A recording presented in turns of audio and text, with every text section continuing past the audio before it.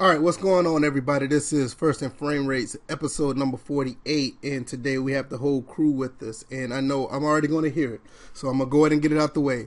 DJ, I apologize for not giving you a shout-out last week. I apologize for not even mentioning you last week, but yes, DJ, if you're new to the podcast, DJ is a member of the podcast. He's one of the first members of the podcast, along with Bills, and with that being said, DJ, how are you doing today? Oh, now you want to say hi.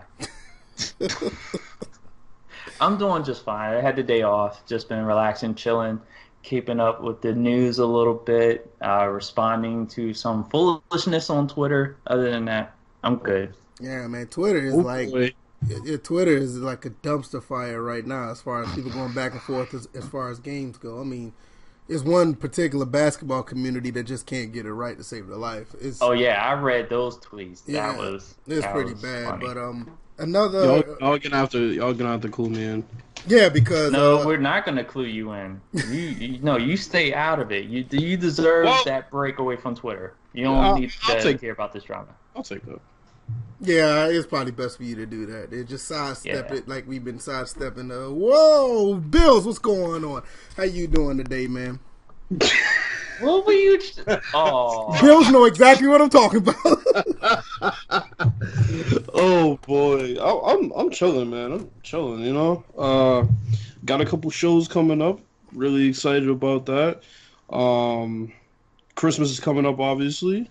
This coming Tuesday, so definitely make sure that I see some family that day and just kind of soak that in before we get into this new year, because it's going to be jam-packed with stuff. So yeah, absolutely. You know what Christmas could be, a low-key, it could be an audition for some people who are social rejects and actually going after people on Twitter about video games. Christmas could be the perfect, practice for you to go into the new year as being a person that's not doing that type of activity. It's close to the new year. It's a holiday. You get time to spend with your family, and the ones who do have families, and you can actually get away from this stuff on the internet where you can just focus on stuff that better you instead of trying to argue with people about making the game better. So that's just my advice as of between now and the end of the year. The new year is going to start, and then we're just going to wipe the slate clean and start over. Anyway, I am VF Baller. You can find me on Twitter at VF Baller. DJ, you can find him at DJ81. Bills, you can find him at Bills4th, even though he's with tumbleweeds going right through my Twitter timeline. Yeah, tumbleweeds. Yeah, you haven't typed anything in like 4 weeks. I got on today to hit up B5. Shout out to B5. Yeah. Since I actually do shout out people even when they're not here. But yeah, definitely shout out to B5. I tried to get him on today, but I couldn't get in contact with him, so it's cool. Yeah, the door's still open. Yeah. Door's always open. And by the way, Bill, that was also a shot at you too, because you didn't say anything either. We don't gotta live in the past, all right? Because you were being a hypocrite just a second ago. I normally go after VF, and it's time to turn my guns towards you. Look, man, it's the exact same thing. Look, today is December 19th, all right? We ain't gonna talk about last week. The past is the past, and we're just gonna move forward, all right? Okay. All right. Well, lady, yeah. Let's just move forward. With that being said, we have a lot of stuff on the table. I mean, a lot of stuff on the table. I came up with the topic of talking about Carson Wentz and his injury. I know Bills wanted to talk about a few things as far as Fight Night, NBA Live 19, couple things about history and sports. DJ has a few things he wants to talk about as well as far as his Redskins. And it's just a jam-packed show. We have a lot of stuff going on. So if you find your way to find out that you like this show, you can hit us up on SoundCloud or YouTube. Why wouldn't you? Yeah, that's exactly. Why wouldn't you? Honestly, because who wouldn't want gossip and people talking about what they think they know, but they really don't know shit about? Well, there's one person that really defines us as that, and we don't want to talk. Whoa, let's go ahead and talk about these topics because that person is fiercely irrelevant. Did he leave another comment in the last? I have no idea, and personally, Okay. I'm gonna just put it like this, and I'm pretty sure that that person is going to listen to our podcast. I'm just gonna leave it. He's at our this. biggest fan right now. So. I'm just gonna leave it at this. The time has come. The time has passed. We've been dealing with that particular person for years, and at this point, we've all have basically grown up and just not even acknowledge the things that he's about. There's been times that he has thought that I've been talking about him and I wasn't, and I don't have to explain myself. I just let it go. Yeah. So, and I'm just gonna leave it at that. Just let it all go. If he still feels the need that he wants to address us in his own way, that's fine. There's no reason for me to respond, and I'm pretty sure everybody here at First and Framerates feel the same. It's all good, bro. Let it go. Exactly. Because you're still gonna listen every week, and I appreciate it. Right. I mean, I don't, because I think we make good content at the end of the day, but when you are coming at the situation in a negative light, and we're not making anything negative towards you, and vice versa, I don't think that there's a reason to even deal with it. We're here trying to talk about topics about sports and sports gaming. I don't care who did what and when and where. My main thing is I'm going to speak my truth, and I feel that that's what it is, and I'm going to let it go. If you're offended by it, that's not my problem. Yeah, especially when you got an open invitation up 95 to never mind. Go ahead. So the topics today. Then, let's go. Let's talk about this Wentz injury though, because Wentz has another back injury, and I said another because he had one back in college, and it is a stress fracture. A stress fracture in his vertebrae. I said it too fast. You've been drinking. I know, right? Hey, listen, I've been. Anyway. Oh wow.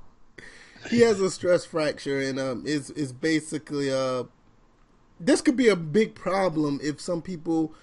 And I'm not trying to call out the Eagles fans because I don't have an issue with them, but they really don't care. Call them out. Yeah, I mean they really have to look at this from a serious. They have to look at it from a serious issue, because this guy could possibly end his career if they don't watch it. Even with as much rest as he get, a back injury is a back injury. It flares up and it goes. And him playing quarterback, he's one blind side. Hell, he's any type of hit away from continuously having that back injury. Bills, what are your thoughts about this injury and how significant it could be, and possibly the future of the Eagles? Well, we talked about this prior to coming on the podcast. I mean, this is an injury where doing any normal everyday thing could cause a lot of pain, a lot of stress in his back, from tying your shoes to even normal stretches that you would do and think, this is just a normal everyday activity, reaching for salt across the table, things like that. Right. And stop right there. We're not saying that we're medical experts or anything. We're just guys that know, that actually played football, and we've seen people with back injuries, and just us living our everyday lives with back injuries, knowing about them, knowing that they linger. Yeah. I mean, this is a situation where he is going to have to really take it easy, and I don't know if physical therapy will help. That's something that obviously the doctors will have to figure out. But, I mean, I think the season is pretty much over this year. There's no reason for him to step back on the field for these last two games. He just needs to chill out and get as many opinions on this as possible and kind of digest all of them and figure out what the best route is to, go forward, because it's a situation as a Philly quarterback where you're not going to have a lot of time to repair that relationship with the fans if you come out and stink it up next year. You're just not. Right. I mean, Philly's hard on all of the stars in the city when they play bad, and when they play well, they still kind of, they're a bit skeptical about it. So he's going to have to really, that he's a mobile quarterback. That's definitely going to affect him. Right. And as far as rotating your hips and turning to throw the ball to certain spots, it might feel a bit weird with the tightness in your back. That's another thing. So yeah, it's gonna be interesting. I mean, that's what I'm saying. I don't know how similar it is to Tony Romo's injury, but you're still dealing with vertebrae. that stuff don't. They can tell you that it heals over time. The only thing it does, it just gets better. It can get tweaked. It can get tweaked and get injured just like that once again very easily. You only have one spine. You only have one vertebrae. Your neck, knee, and your spine. Those three things you don't want to mess with. DJ, what are your thoughts? Now, I know y'all say y'all weren't health experts, but I'm a certified personal trainer. But I'm not a doctor. That's true. So I know his program and after rehabilitation is going to have to be spot on in order for him to really recover. If he's definitely not going to come back at 100%. He's probably going to be like at 90 and then going down from then on. So it's going to progressively, I would say it'll get better as he rests, but once he gets back into the swing of things again, it's going to progressively get worse. It's a stress fracture. So I know personally that back injuries can linger. I know we discussed this before we got on the podcast, was that I still have my back injury or the effects of it from a high school game, sophomore year in high school. I intercepted a pass. Somebody grabbed my jersey from behind. This is back in the day when jerseys weren't tight, they were loose. So somebody grabbed my jersey, spun me around, slammed me to the ground, and half of me's up in the air, the other half face first into the ground. Powell falls on top of me, practically folding me backwards. So having that tension on that back, and I don't know what, I really didn't know what happened at that time, but I know that after a while, my lower back is slightly arthritic. But between that time from when I injured it to now, I didn't really, because I didn't know what was going on, I didn't really take care of it the way I should have. So that's what I'm saying. With Carson Wentz and the Philadelphia Eagles, they're going to have to really be careful. Obviously, sit him for the rest of the season. Go with Nick Foles and just see what happens. Get the opinions. Follow the medical staff. Get an independent medical staff opinion. Get with trainers and work it out that way. And see what happens next year. And just take it one day at a time. Yeah, I can agree with that because, I mean, I'm not saying that the guy's career is over, but most people are thinking that everything is hunky-dory once he has this, this time to sit out for the rest of the year. I think he should sit the rest of the year. But, I mean, he may not play any preseason games. He may play the first game of the season, and he may be fine. But let's not, I don't want nobody start tripping if this man gets hit again and then he has another, his back is still an issue again. I mean, that's basically what put Tony Romo out of business. And I'm sorry to interrupt. We're also forgetting one thing, the mental aspect of it. Of any injury that people go through, it's the mental aspect of it. Is he going to be thinking about it? I'm sure, more than likely he is. So do you want somebody back on the field that's going to be thinking about, if I get hit, I may be done?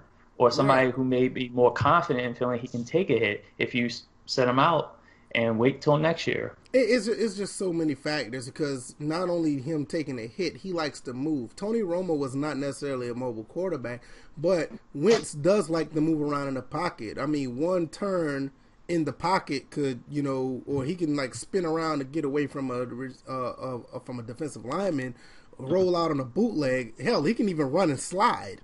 It's just so many things that you can't, you really don't want to speculate, but I'm just trying to keep it on a realistic expectation. Like, this dude could really end up having issues, and I just want people, mostly, Philly fans, to really be mindful of that. I mean, they could be mad all they want, but that's the reality of it. I don't wish it on them, but I mean, that's just the truth. The other thing is, I just looked up a video of a doctor talking about it, and I found that it actually is in the lower back, which, I mean, Jesus Christ, that's like worse. The worst place.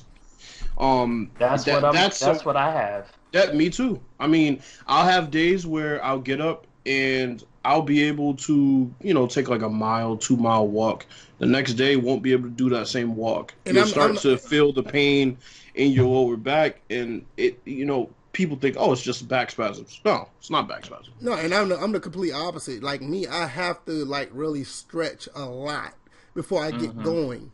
Yeah. You know, if I'm doing physical work, I have to do a lot of stretching, because if I just do maybe 5 minutes of stretching, it may not be enough. I may have to go into almost 10 minutes of like really stretching my lower back before I, like, say if I want to move furniture, or if I want to move this, move that, or just do, you know, anything that involves a lot of bending, you know. So, Yeah, because for me, my back starts to warm up as I do whatever activity it is, whether it's running or playing basketball or whatever it may be. But that will never fully go away, I don't think, unless I have some type of surgery or whatever. But for me, it's not really that pressing of an issue. I'm not a professional athlete. This isn't something that is going to plague me in, you know, my career. So it's just more of a nagging thing when I try to play a sport or something of that nature. And that's the thing. You have a back injury that doesn't involve the vertebrae. Because, see, like I said, you can have surgery and have that, you know, have that fixed. When you're dealing with the vertebrae, that's a lot to deal with. And if you were willing to do something like that as far as surgery, you may not even be able to play again. Yeah. You know, so like I said, people just need to keep certain things in perspective. It's okay if you use your backup quarterback and win games. It's okay if you keep this dude and win games. I know a lot of people are attached to Carson Wentz. I get it. He's done a lot for the city or whatever.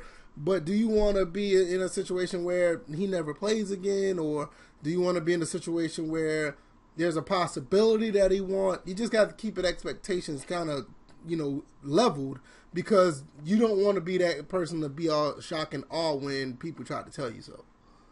You know, I mean, that's all I'm saying. Anything else y'all want to add to this? Because, I mean, I know Bill's got to, or, well, any one of y'all can go with your next topic if you want to. DJ can go, since he missed last week. All right. So we in the news. Montae Nicholson of the Washington Redskins went down, not with an injury. He went with a fight outside of a bar or wherever it was, somewhere in Virginia. And I actually literally was in the neighborhood when this took place. But apparently it was like a beer night or something like that. And this was caught on TMZ, so y'all can go check out the video. It's hilarious because this dude is just screaming off camera, "That's my dude, that's my..." Like, he's not screaming. I don't think he's screaming for Nicholson. I think he's screaming for the dude that Nicholson is about to knock out. And Nicholson proceeds to knock him out. Like, he threw him to the ground at one point, and then the dude got up, he went after him again, people trying to hold Nicholson back, and Nicholson just hit him one time, knocked him clean out. So I'm looking at it right now. Oh, wow. So as of right now, the Redskins have suspended. I don't think they've outright suspended him, but they put him on the reserve non-injury list for the rest of the season. Pretty much suspension. Montae, they place him on the NFL reserve list. Yeah, so he's done for the season. But I added a little spin to it. I posted on Twitter. I was like, see, if the Redskins were winning on the field, Nicholson wouldn't have to go off the field to win.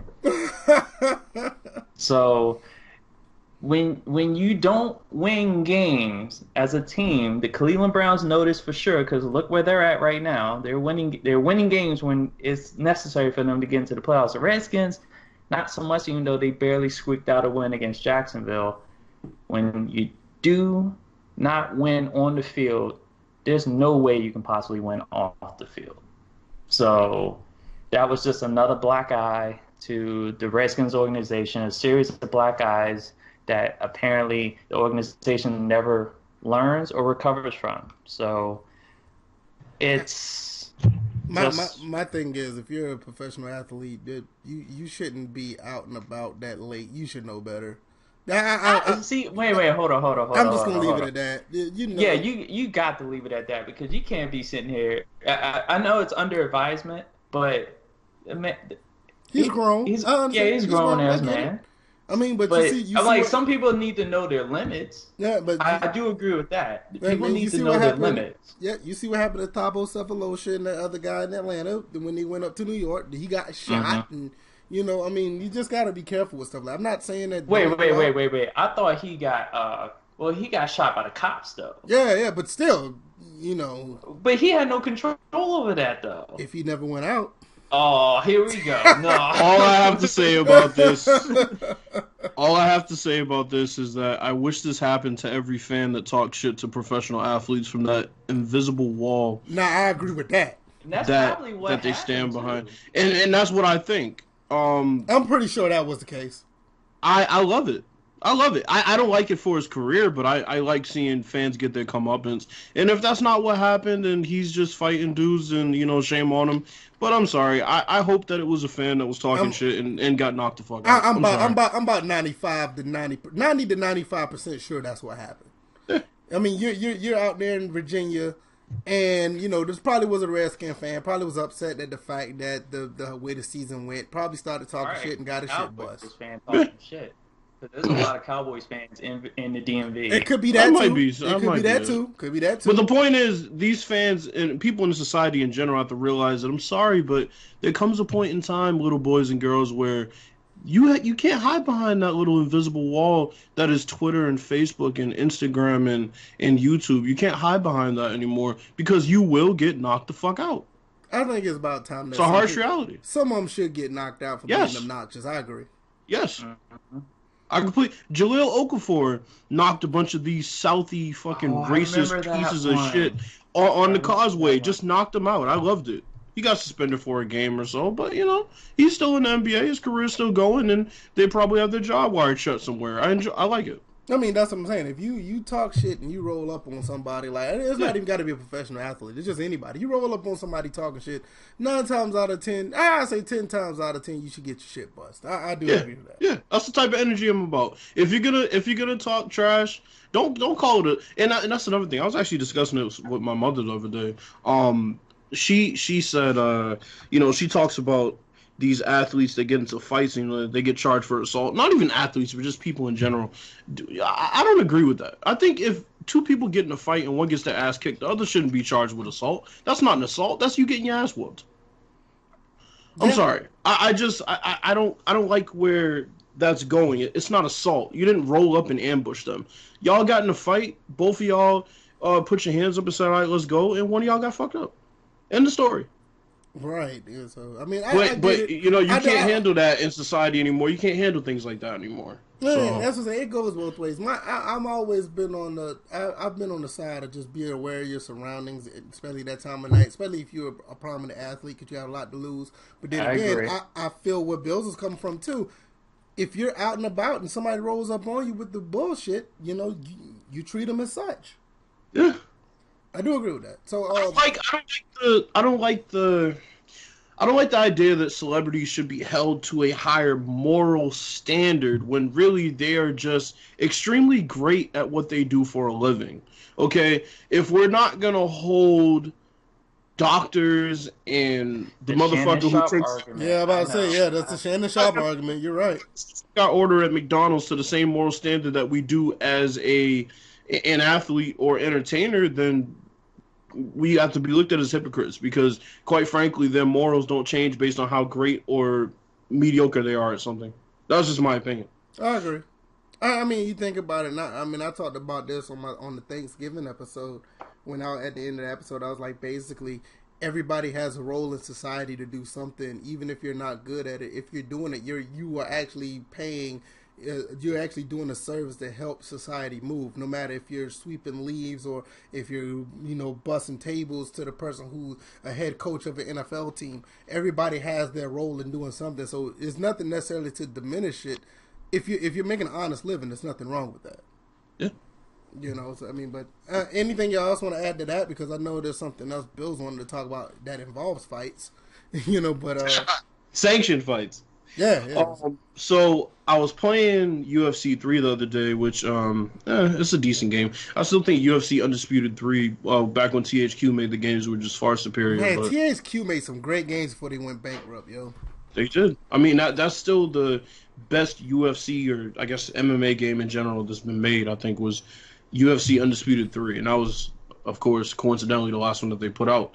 But nonetheless, UFC 3 had 2 characters from Fight Night or Fight Night champion. I'm sorry. Andre Bishop, who was the main character, and Isaac Frost, who was the main antagonist. And you know what? To this day, that is still like one of the best single player sport. And we can talk about long shot all we want. We can talk about all this other bullshit my player stuff. That single players in Fight Night Champions probably like one of the best stories that I've played like in any sports title. I completely agree. That one was really good. I found it interesting that they put them in there because I don't know if this is an attempt to gauge people's interest in another fight night or what it is, but I don't find it coincidental that they put them in there. So I'm hoping that this leads to another fight night, especially with the rise of boxing and popularity again. Boxing's coming back. You had the big fight with Tyson Fury and Deontay Wilder, and obviously they're moving to a streaming service instead of on HBO. They got DAZN now as a streaming service that they have for boxing fights. So I really hope this leads to another fight night because I downloaded Fight Night Champion on the Xbox One X yesterday, and I've been playing it ever since. So, yeah. No, I think they've been trying to get a feel of Fight Night ever since they put it on the Xbox One backwards compatibility.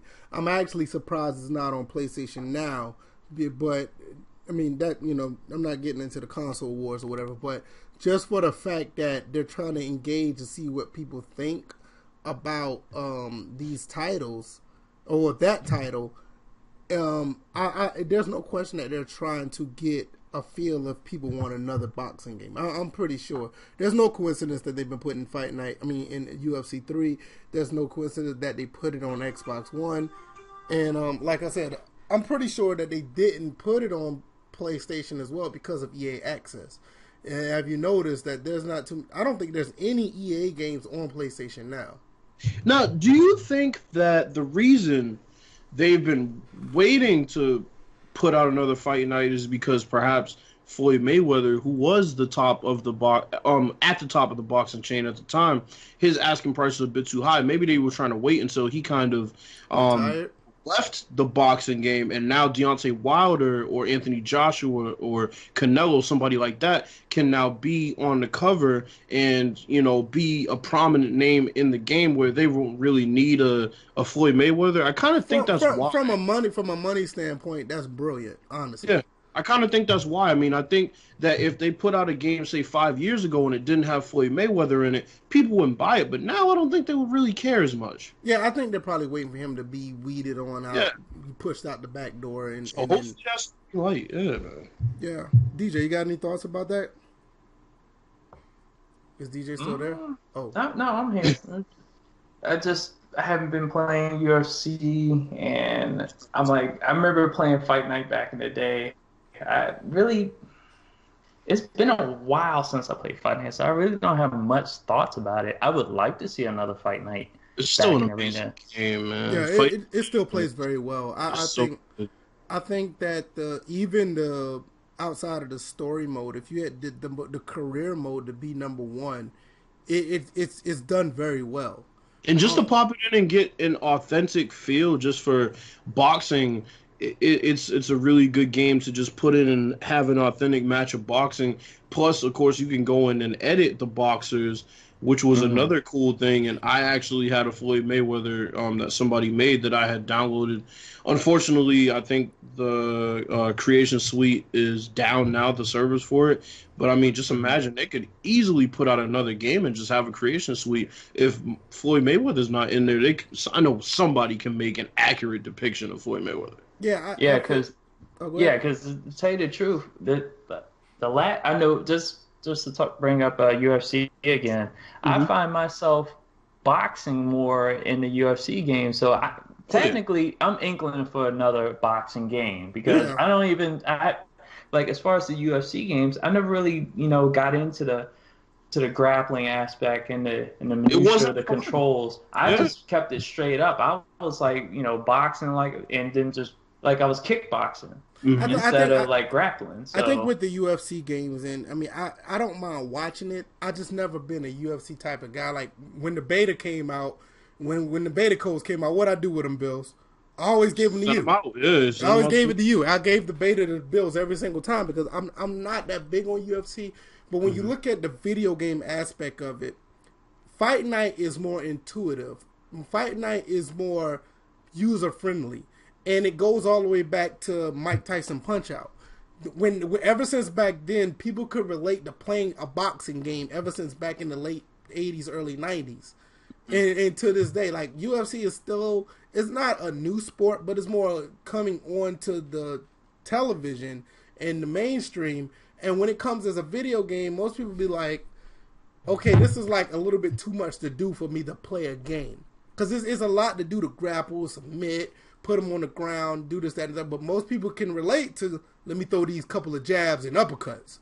You know, it's just more user friendly. So, Well, and the other issue to me is that, just on a sim level, I think what got me into UFC Undisputed 3 so much was the grappling was great, and it looked like what you would see in real life as far as the struggle.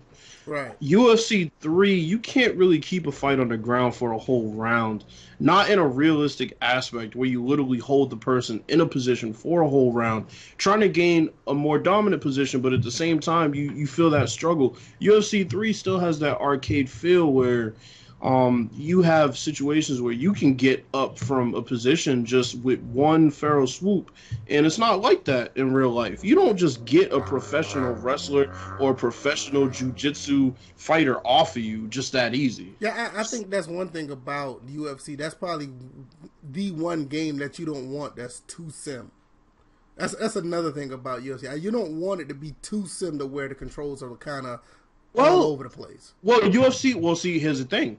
UFC 3 would also sell a manual on the side, which would give you the strengths and weaknesses and the blueprint to beating every single fighter on the game. Now, when you give that, people get interested because, you know, if you wanted to know how to beat Brock Lesnar, then you would go in the manual and it would tell you how to beat Brock Lesnar, whether it was leg kicks or whatever. Don't get taken down, blah, blah, blah.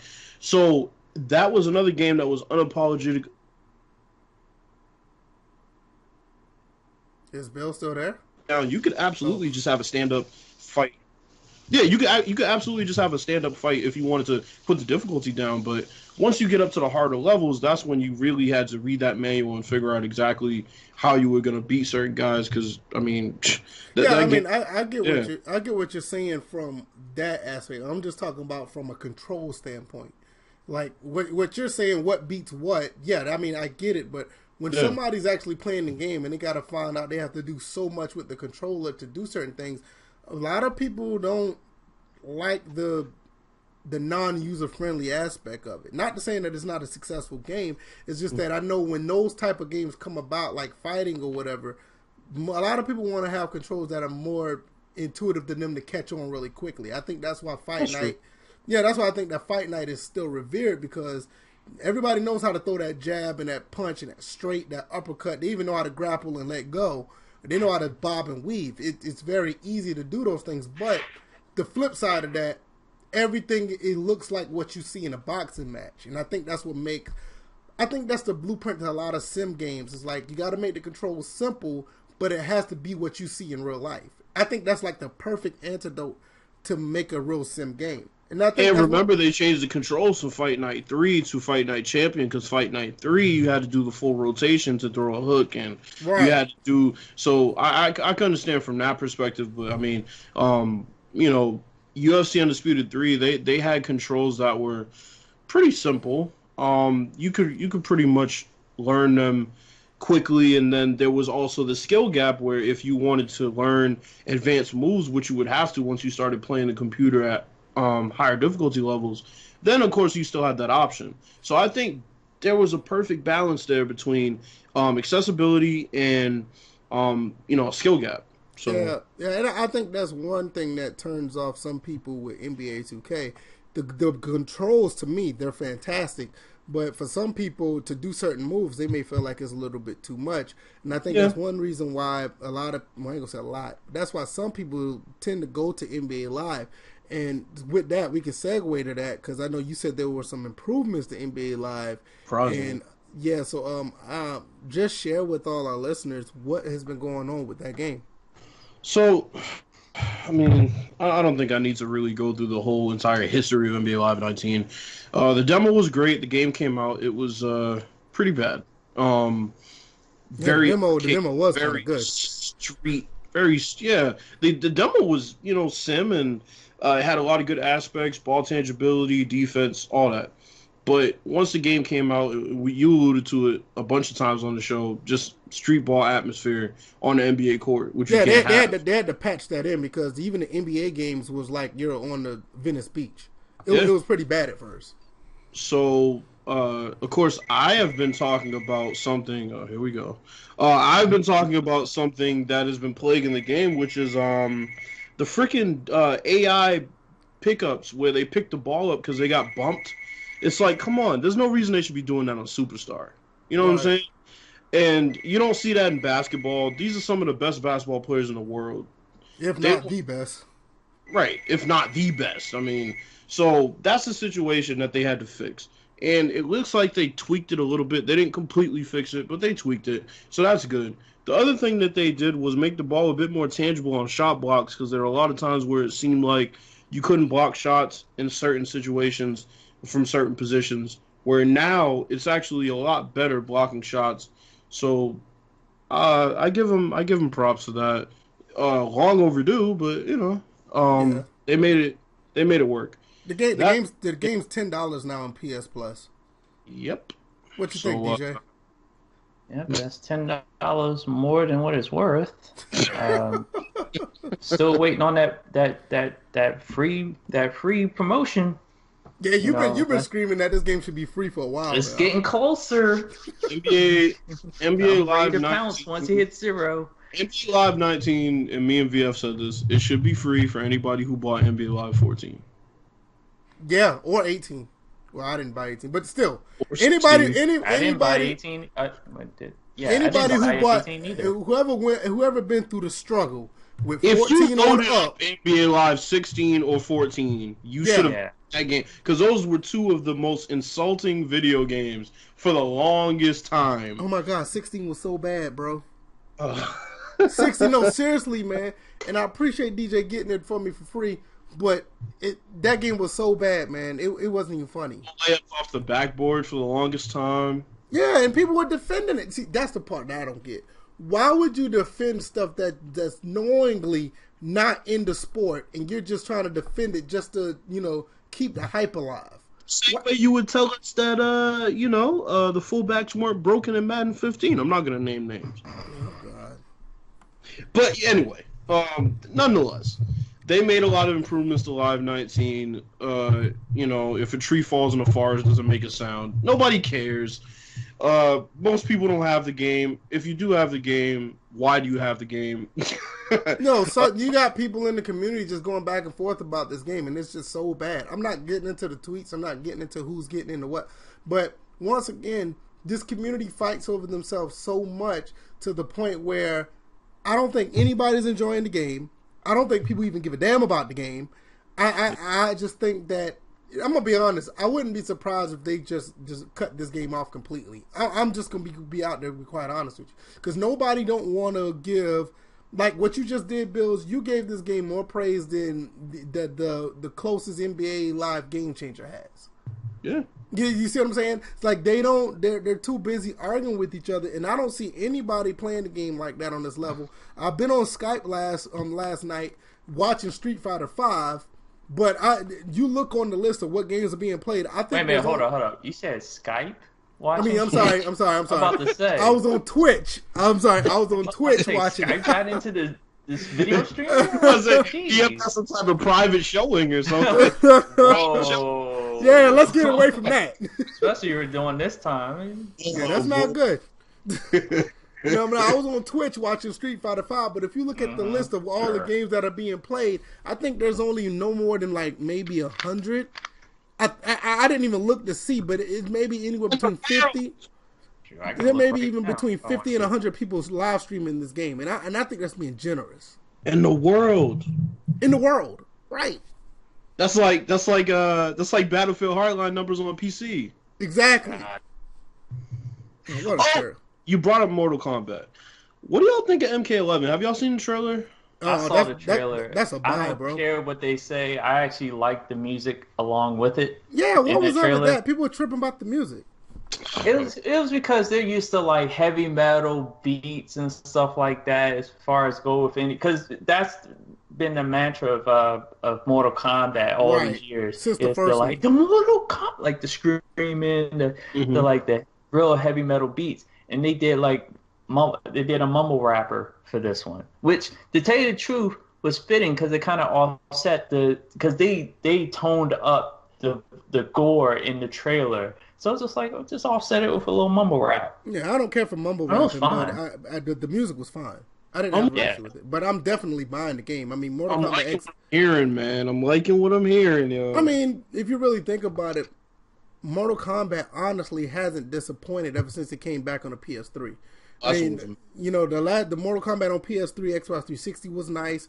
Mortal Kombat X, XL, the last two has been really good. So, I mean, I'm here for it. Definitely that and Dead or Alive 6. I'm getting both of those like ASAP. They're adding what I heard. They basically had in Injustice 2, which that's was what I figured was. Yeah. So, it's the same. It's the same developer, same company. So yeah, they all do the same. Yeah.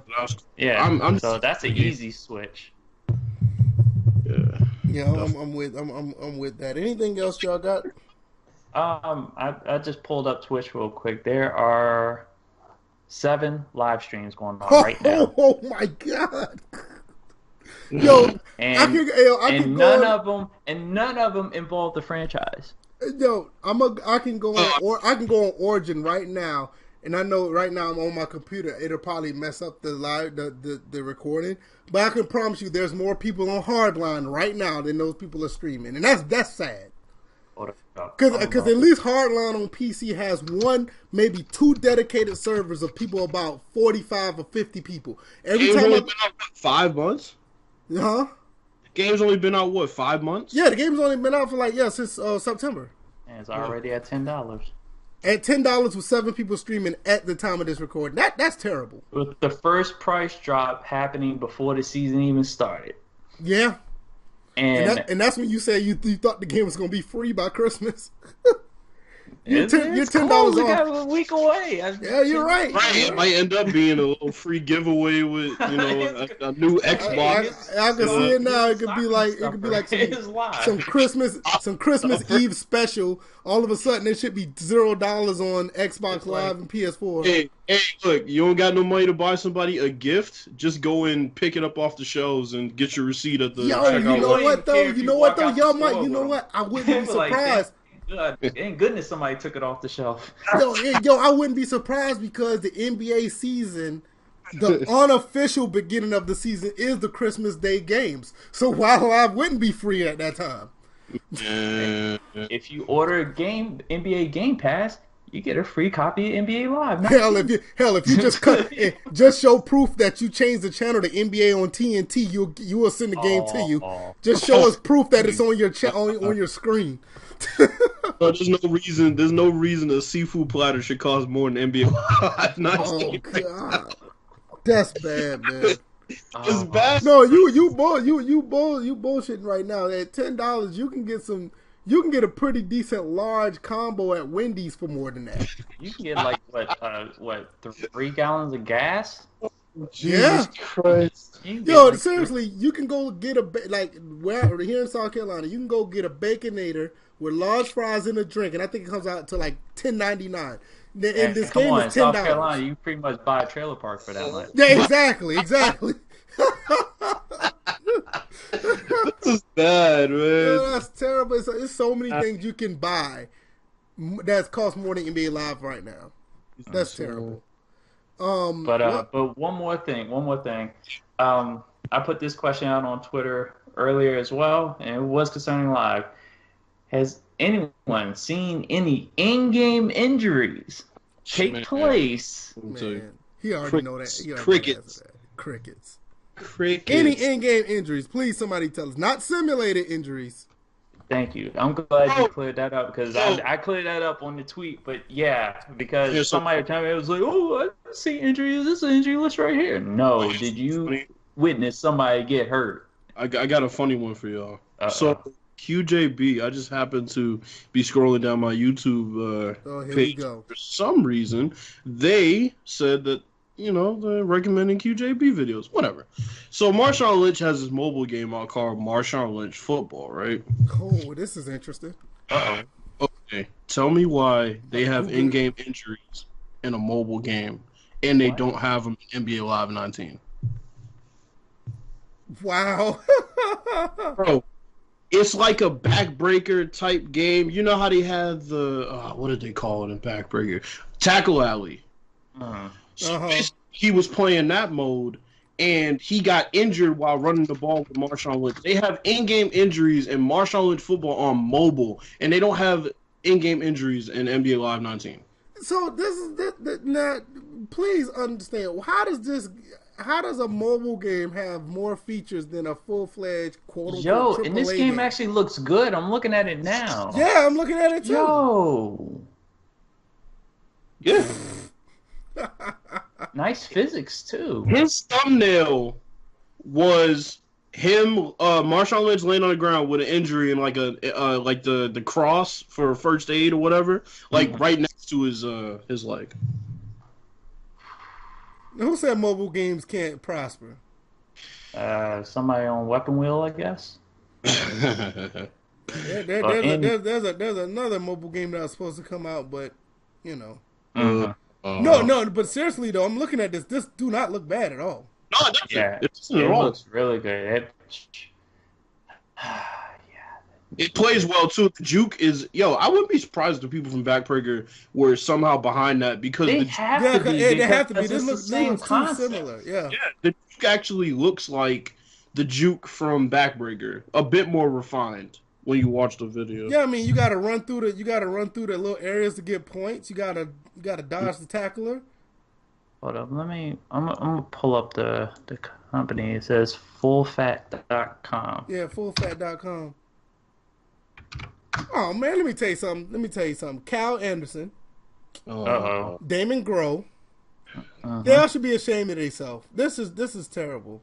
That anyhow, NBA Live should be ashamed of themselves. This game has injuries. This is a mobile game that actually done like it looked like it has promise, and you got people frauding putting out NCAA 11 as a game of their own. Right? How you pick one of the worst NCAA games of all time and use that and say that's your game? Why don't you put a blurry version of like NCAA 14 up? At least people will be like, "Oh, this game has promise." Like, no. Whatever. No, that's terrible. I don't know. I mean, let's talk about I want to talk about a little bit of college sports before I get out of here. Oh, wait a minute.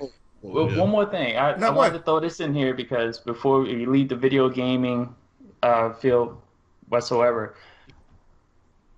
not necessarily breaking news. People already heard about it, but Maximum Football, they just I guess invested in a motion capture studio. I think you did say that. That's big news though.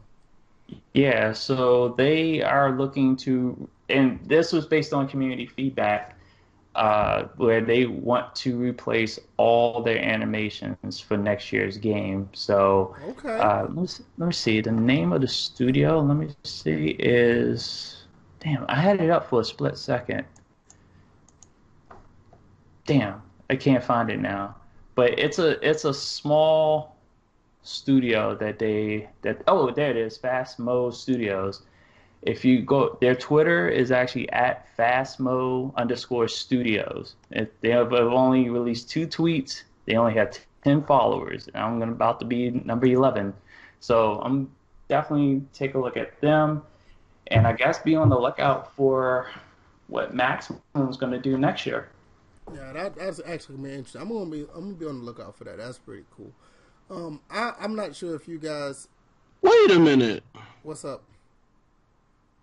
Has this always been called Doug Flutie's Maximum Football? No, that was the other thing. No. Remember we talked about this? And I was like, Doug Flutie had attached himself to Maximum Football. It was Canadian Football at first, and then the name got changed to Maximum Football for this year, and then Doug Flutie joined on late. So Doug has his name attached to it. That's why I talked about Access. And Maximum has the Spring League in there too. That's why I was talking about Access having the league we previously talked about attached to their game. Okay. That's where I got all that idea from, was because Maximum Football had already done that. Let me tell you something. They have a chance to go far with this. To be honest with you, with Doug Flutie's name being on it, and he's jumping on board with it, and they're getting motion capture. I mean, don't get me wrong, Axis is doing great, but I mean, you looking at what's going on with this game, this could be something fairly big. You have these new leagues popping up that we talked about last week. Somebody said they was That's what I'm for saying. us, but well, whatever. But you know what? The fact that these games, they're already out, they're available, they're alternatives to the current football game with Madden. That should be enough that really should be enough to be excited and just jump on these games, whether you want to like outright support them or not. But at the same time, it also puts more fire on IMV Gaming to finally another scam. Invest in a studio where they can release some type of gameplay instead of taking all these people's money. But hey, okay, who's believing in IMV Gaming? Let's be honest. Not me. I don't know, but I got breaking news. This B Fife is streaming right now, and I'm about to crash the hell out of his stream and be like, "Yo, why don't you come on the podcast today?" Yeah, do that. It's okay. The doors are still open. Nah, I know he's not always. He's not always. He's always. I mean, he's on the West Coast too, because he be. He's playing Rainbow Six. Yeah, this actually was kind of fun. Yeah, Rainbow Six is nice, man. Oh yeah. No, I have Rainbow Six, but after they added all the modes, I kind of stopped playing. Yeah. So, I want to talk about. So, I don't know if y'all want to add this as a weekly topic, but I thought it would be cool to do this day in sports history. Fine with me. Oh, yeah, that'd be good. Yeah, because I actually found something. I was like, VF was asking about topics, so I figured I would go and find something. And actually, this is interesting. So, this day in sports history, 2010, Miracle at the Meadowlands. Philadelphia Eagles trail New York Giants by 21 points with 8 minutes left to play before scoring 4 touchdowns in the final 7 minutes, including a dramatic walk-off punt return for a touchdown by Deshaun Jackson. Let me tell you, when he ran that punt back, man, first he dropped it. Mm-hmm. Then he picked it up and kind of looked around for a second. Was like, "Holy shit, y'all left the middle open!" Yeah, and just dipped. I remember that year. That was a crazy year. Yeah, that was a good game to watch too. I remember seeing that. That was bomb ass Kevin Kolb. Kevin Kolb. He got injured the very first game. Michael Vick came in late in the fourth, I think, and they were facing the Packers, and they almost pulled that one out. And then he played well that year. He played really well. They have a website dedicated to this. To what? To this day in sports history. Yeah. I think that's probably where I found it. That's pretty neat. There was nothing else really interesting that I could find, so. Yeah. I mean, that's one thing that happened. I mean, I definitely made that a topic. I have no problem with that. That is pretty cool. Yeah. Yeah, I'm with that. So, I know that always keeps the Eagles fans happy. I know, right? Instead of talking about a quarterback with a messed up back. So, or the fact that he got him eating shit, but. Oh yeah, that's another highlight, right? Or the most famous fan is like fat and gelatinous and a loser. But, anyway, I have before we close that, I just want to speak on my experience going to the bowl game. I went to the Camellia Bowl in Montgomery, Alabama. Went to see my Georgia Southern Eagles play Eastern Michigan. Eastern Michigan has one player that declared himself for the draft, Max Crosby, and I didn't know that, so I was actually interested watching him play. He did okay. Based on what I seen in the game, I don't think he's going to be that good in the NFL, but who knows? That's just me. He's leaving his junior year to go to the NFL. But overall, the game was great. I enjoyed it. Georgia Southern won 23-21, and what it has done for me, it actually made me go back and really think about the simplicity of college sports. Everybody talks about these top programs, and it's big money in these big bowl games. It's big money in the national championship. What top players going to what school? But when you actually look at a mediocre to average to above average team actually playing some of these games, it means a lot to them. And it's something that I totally forgot about within the years of me not really attending to some of these games. And quite frankly, I think college sports is probably the best product of sports that's out there, in my opinion. It's authentic, it's real. These guys actually play their heart out. No crazy money's involved or anything like that. So these guys are actually playing for something. And I saw these guys play for something. Even on the losing team with Eastern Michigan, some of those guys put it all on the line. And it's something I haven't really seen, even in professional sports. You see some guys, they play hard, but you see a majority of them don't give it their all. And to see that, I thought that was really something special. And I mean, if you have your local team or a team that's close to you that you can go out and see, I highly recommend just going to see their basketball game or see their football game. Just go watch them play, because you may not think it's entertaining because it's not on TV or you don't hear about them a lot on ESPN. But when you actually see those kids go out there and play, I think it's very entertaining because you actually see real players actually trying to play their hardest. And personally, I think that's what sports is all about. I don't have anything else to say about that. I just wanted to share that. And anybody else, if y'all got anything to add, the floor is yours. No, yeah, that's cool. I mean, it's definitely cool to go and see your alma mater play. I love college sports because the passion seems to be there and be more genuine based on the alumni and the folks who currently go to the school. Yeah, the crowds are amazing too. The crowds are amazing too. As opposed to the fair weather fans in a lot of these big schools. The smaller schools seem to have a more loyal fan base, so it's definitely cool to go and see something like that. No doubt. I think with these bigger schools, you have a lot of people that just want to be a part of a winning culture instead of just being a part of a tradition. And there's something totally different between the two.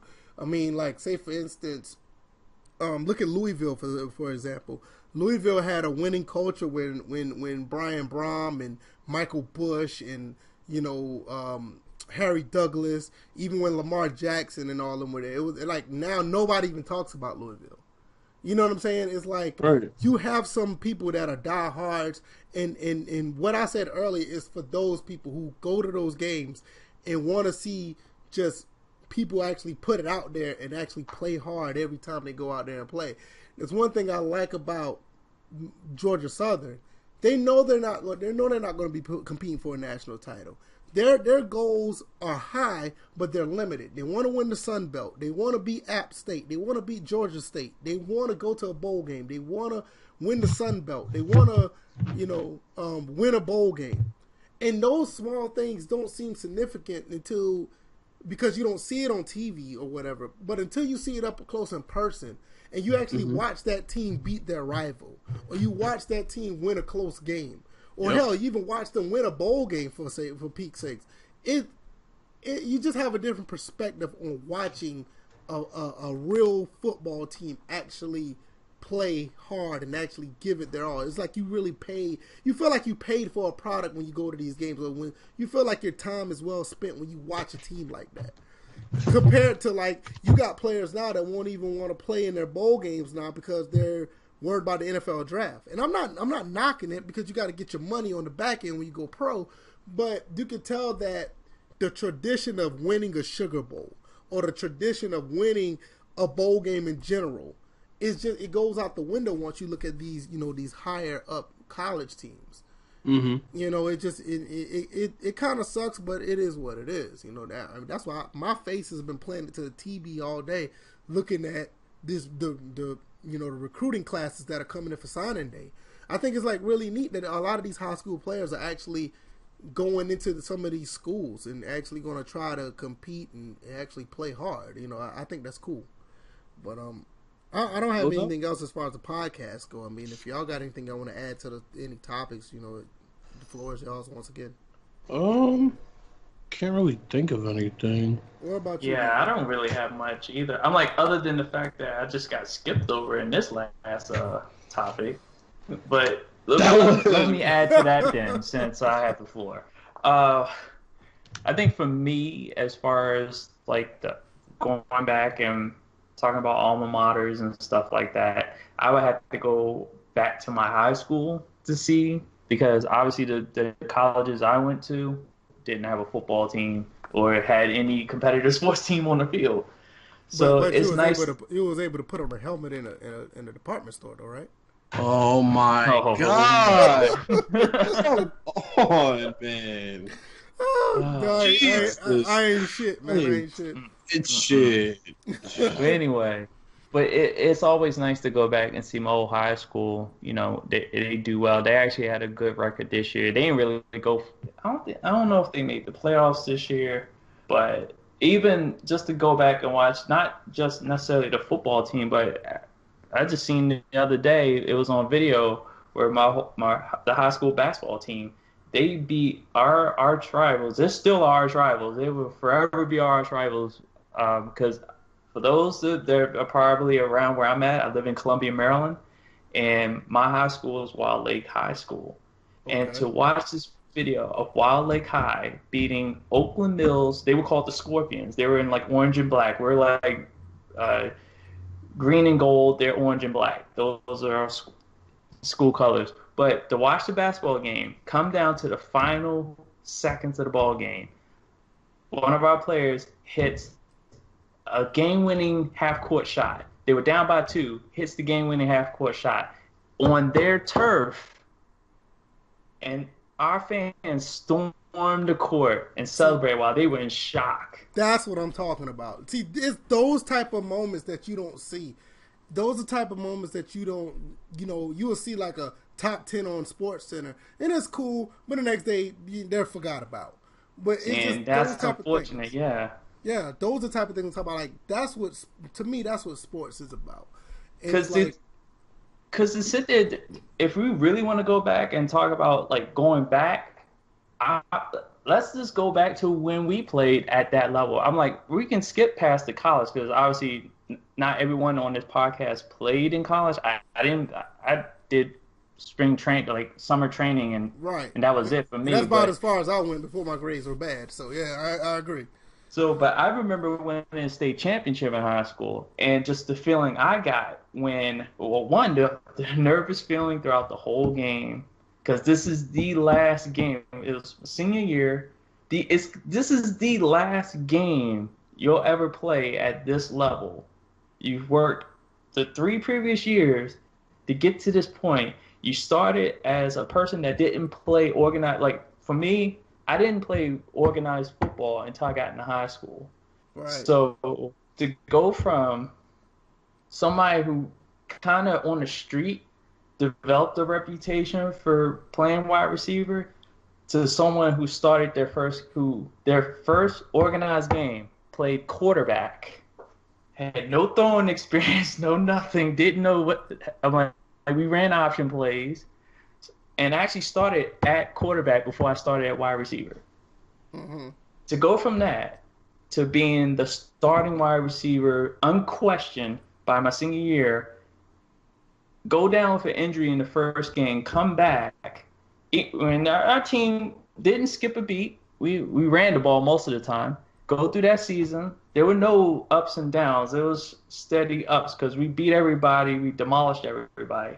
But the playoffs at the high school level, I don't think you can beat that feeling. Right. For those that made the playoffs in high school, some of these people that are in the sim community or whatever probably never sniffed the playoffs playing football. But anyway. Some of them ain't never sniffed the field, but.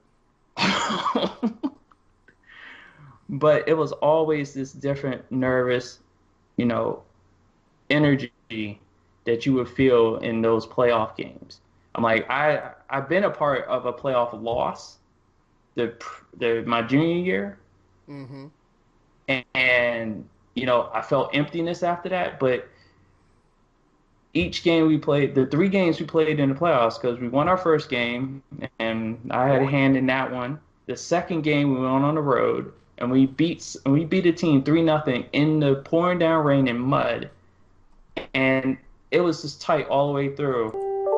You didn't know what was going to happen, and that was it was you were living and breathing in the moment each and every play. Mm-hmm. Then you get to the state championship.